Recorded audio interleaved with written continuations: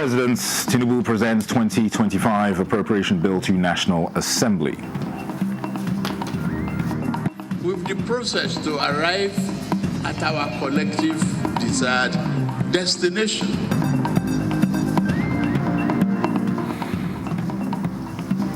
Federal government seeks to make nation's socio-economic agenda data-driven to promote transparency and governance.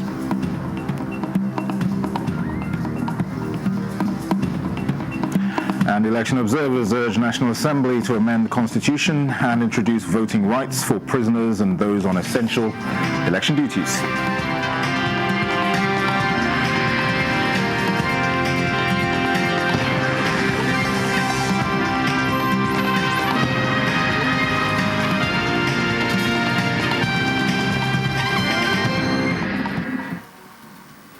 Hello and welcome to the News Desk at 6 on NTA News 24. We're live in Abuja. I am Dennis Adegunloye.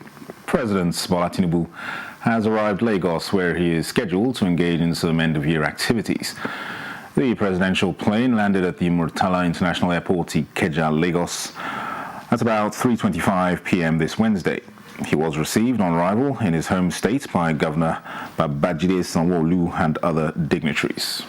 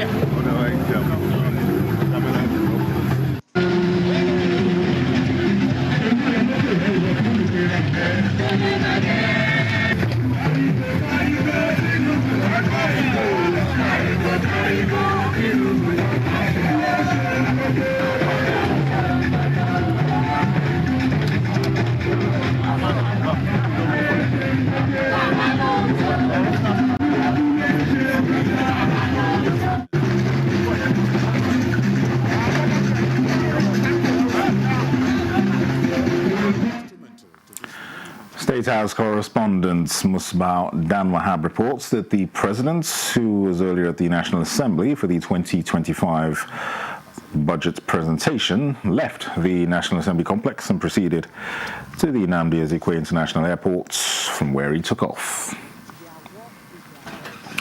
And on the 2025 budget, the president presented the bill tagged Budget of Restoration, Peace Building and Prosperity before a joint session of the National Assembly. The budget totaling 47.9 trillion naira has a projected revenue of 34.8 trillion naira and a deficit of 13 trillion naira. And our priorities are clear. This budget reflects a renewed commitment to strengthening the foundation of a robust economy, while addressing the critical sectors essential for the growth and development we envision.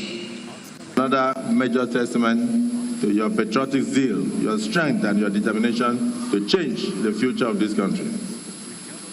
Your dedication to fostering international relations paves the way for fruitful partnerships that will propel our nation forward. We are witnessing a resurgence in foreign direct investment, made possible by your visionary directives that ease the visa processes for Nigerians traveling to other countries. Even our VAT collection efficiency at approximately 20% is notably below the near 70% efficiency achieved by South Africa, Equatorial Guinea, and Zambia. Mr. President, addressing these challenges requires urgent and comprehensive tax reforms to broaden our tax base, improve compliance, streamline administration, and reduce reliance on borrowing. The National Assembly will continue to work with the administration to ensure that such reforms are equitable, effective, and considerate of the needs of vulnerable populations.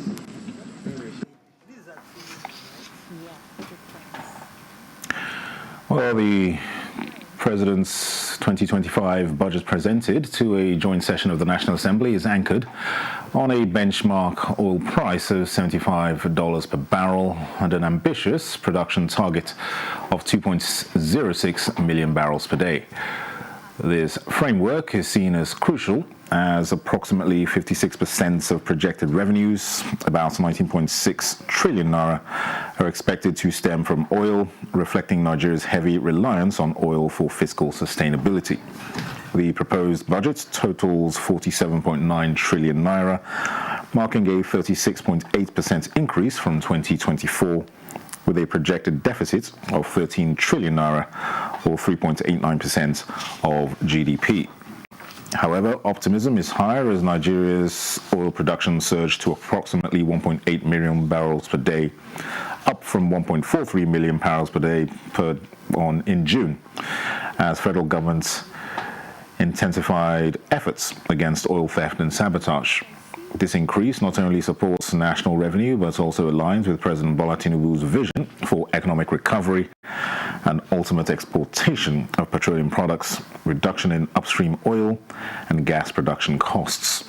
Experts say the success of this budget will hinge on effective management of production levels and global oil price trends in an increasingly volatile market. The federal government, through the National Bureau of Statistics, have reaffirmed commitment to operating data transparency.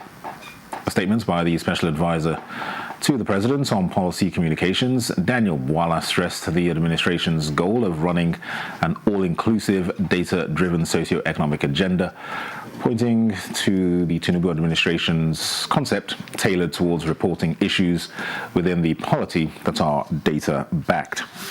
Bwala notes that the latest of which is called Crime Experience and Security Perception Survey is a novel concept that seeks to ensure that information rolled out to the public is data-driven. For instance, on security, acknowledges that Crime Experience and Security Perception Survey in its first report released the below data based on survey conducted across the 6 geopolitical zones in the country.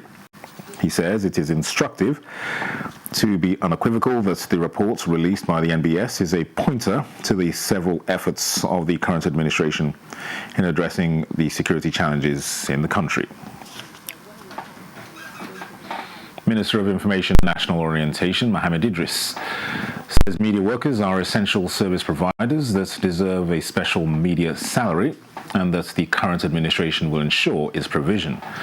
He disclosed this to journalists shortly after inspection of the rehabilitated 14-story radio house in Abuja. Salihu Abdullahi Gwanara reports.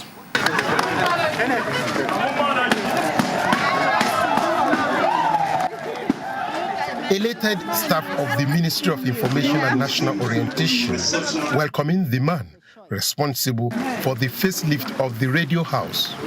And on behalf of Mr. President, who has made this possible, I want to cut this ribbon as a sign of the reopening of the refurbished radio house. To God be the glory. It is indeed a new dawn for the staff here after more than 3 decades of enjoying this kind of working environment. Staff have started coming to work more than before, because before there was nowhere to even ease yourself and all of that, but you've made all that easy for us. Thank you so much, Honorable Minister. We present to you this award. What we need to do is now to reciprocate this gesture. We need to show better commitment, dedication to duty. The Tinubu administration has carried out this major rehabilitation of the 14th-floor radio house with new floors, walls, furniture, interior and exterior refurbishment, including the construction of a new gate. Today we are occupying about 8 floors out of this number of floors, and so we are the dominant occupants here. And I thought that wherever you walk should look very good. This is first, as the chief image maker of the country, this should look at least we have a minimal standard for it. The President graciously approved funds and enabled us to carry this out. Today, I'm proud to say that after almost 20 years of lack of rehabilitation here, the radio house is back alive again. The staff are happy. All the offices are functioning. The air conditioning systems are working. The toilets have been rehabilitated. And I'm happy working here, and I'm sure all the staff, you've heard from the union leaders, you've heard from the acting permanent secretary, you've heard from other senior management staff of the Ministry of Information and National Orientation. Now, this is one part of it. The other part is what the Mr. President is also doing, improving on the facilities of all the parastatals, the Nigerian Television Authority, Federal Radio Corporation of Nigeria, Voice of Nigeria, News Agency of Nigeria, to align them with his vision, to enable them to function as 21st century organizations. And we're already seeing that plans have reached an advanced stage. The President has approved funding for us to begin that process. The decay is so much. Sometimes I leave the office at 7 o'clock, 8 o'clock. I'll just be inside the office working. By the time I know it's already 8, I'll just start trying to run home. And this is because of the conducive and comfortable environment. Then, from the newly refurbished seat of the government image maker, comes this morale booster to media workers beyond the provision of a conducive atmosphere. Because of the role that the media plays, because of the kind of function, during hazards, during rain, during shine, whatever time, during holidays, the media people are all out there working. Therefore, we desire for them a salary structure that depicts the kind of work that they do for our country. And I hope that this we are going to achieve. But I know, as you know, it's not just a day's work. It's just the beginning of the work. But surely, I believe we'll get there. Imagine a good working environment and a better package that is commensurate to the services of a media worker, all movement of renewed hope.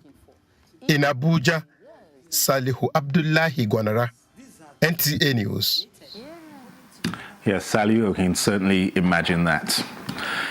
All right, this is the news desk at 6 on NTA News 24. More reports after this break.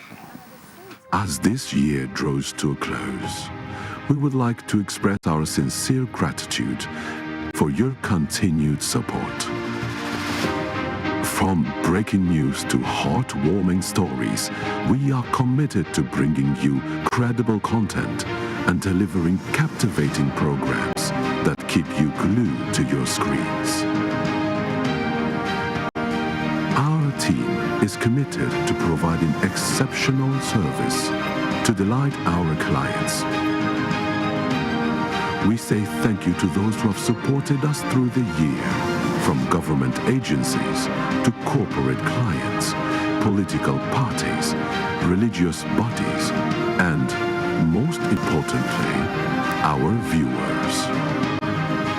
As we welcome the new year, we look ahead with a promise to bring you the best in broadcasting as we continue this journey with you.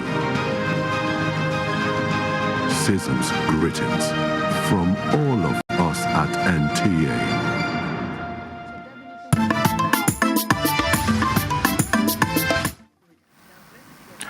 Welcome back.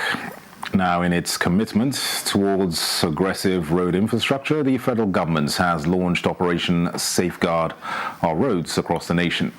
Minister of State for Works, Mohammed Bello Gronyo, while inaugurating general maintenance work on the Sokoto-Ilila-Niger border road, said the initiative aims to curb the destructive activities of vehicles. Usman Zubairu reports.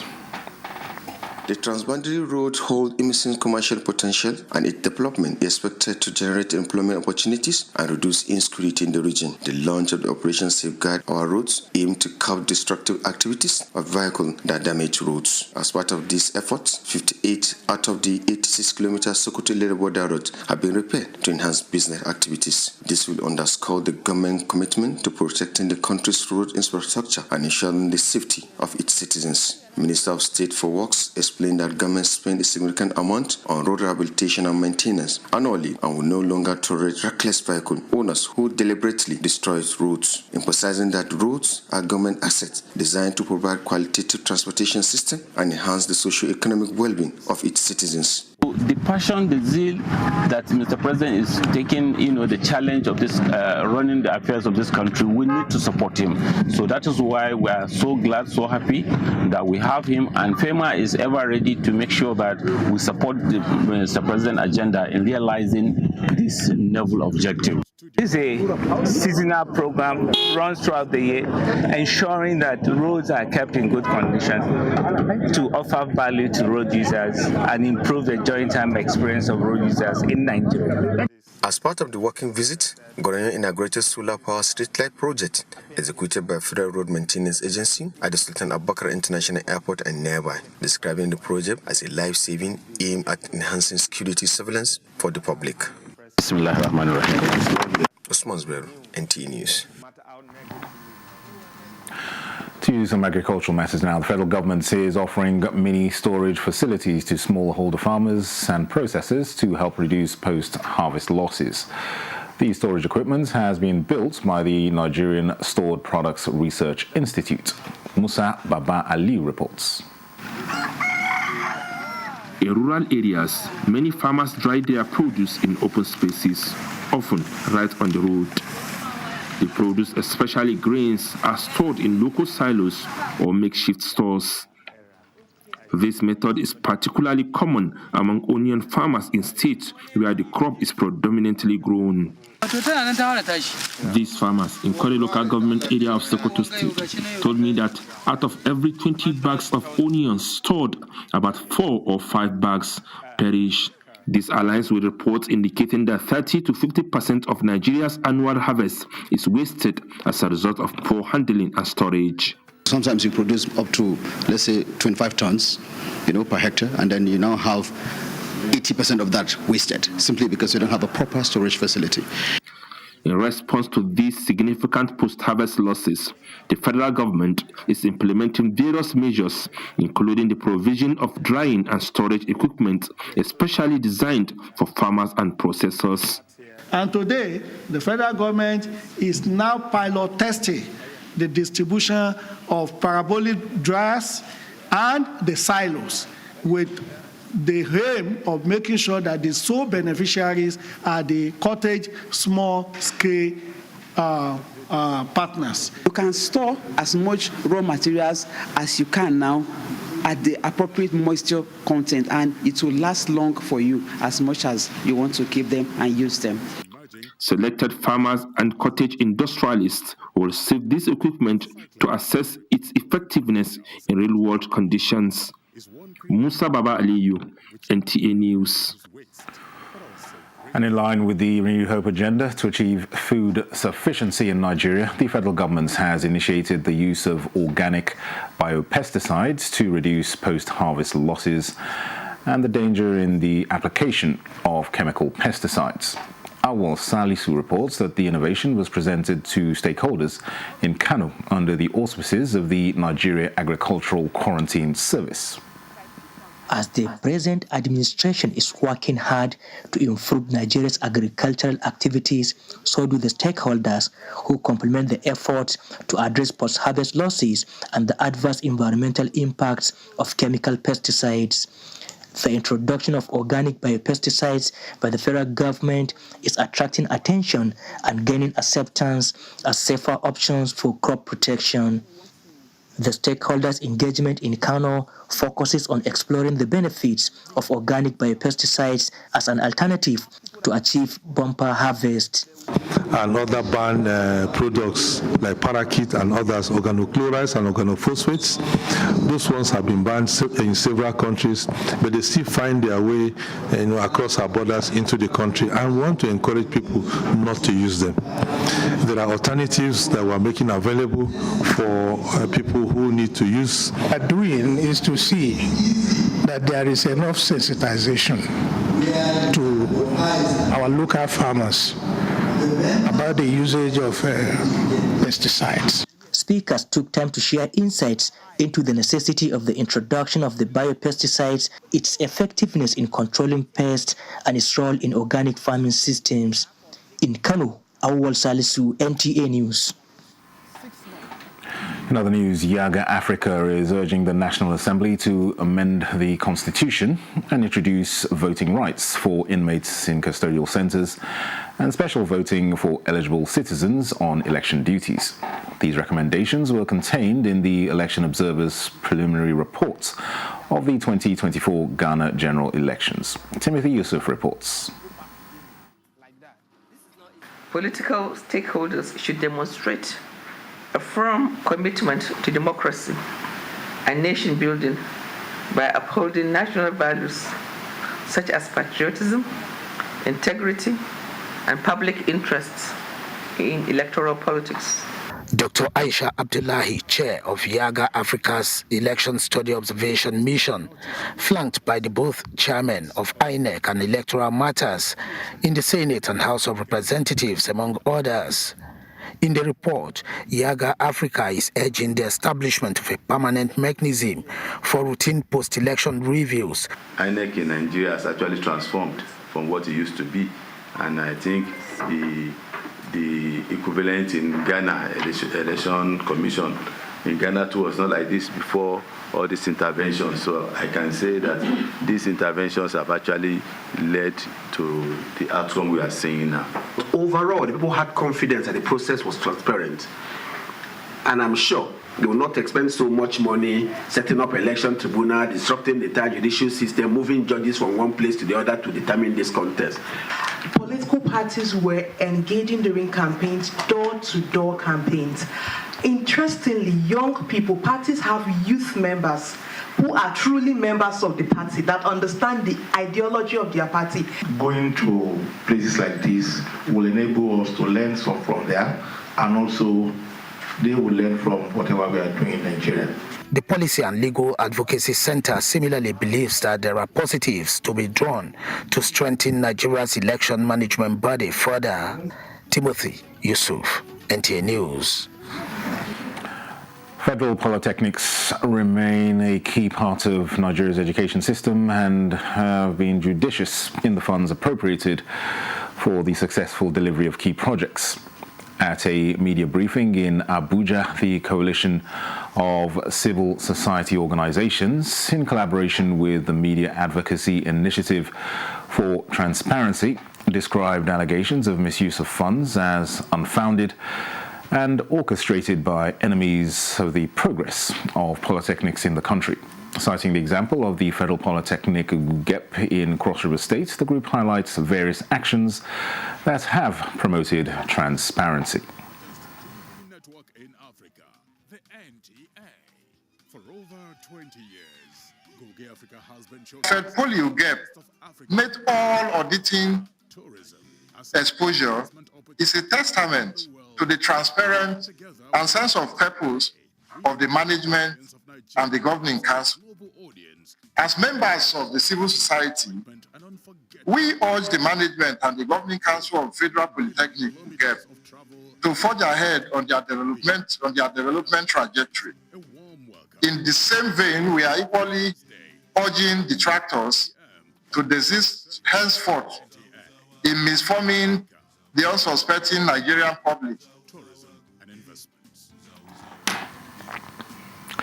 Now, news just coming in. Governor Babajide Sanwo-Olu is assuring Lagosians that President Tinubu's administration will eventually fix most of the challenges facing the country.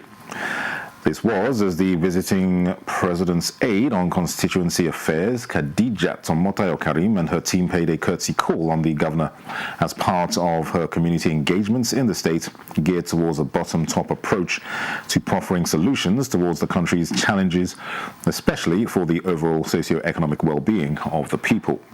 Governor Sanwo-Olu acknowledged the president's aide's commitment to cascading developments at the grassroots and addressing some of the challenges through federal government's interventions.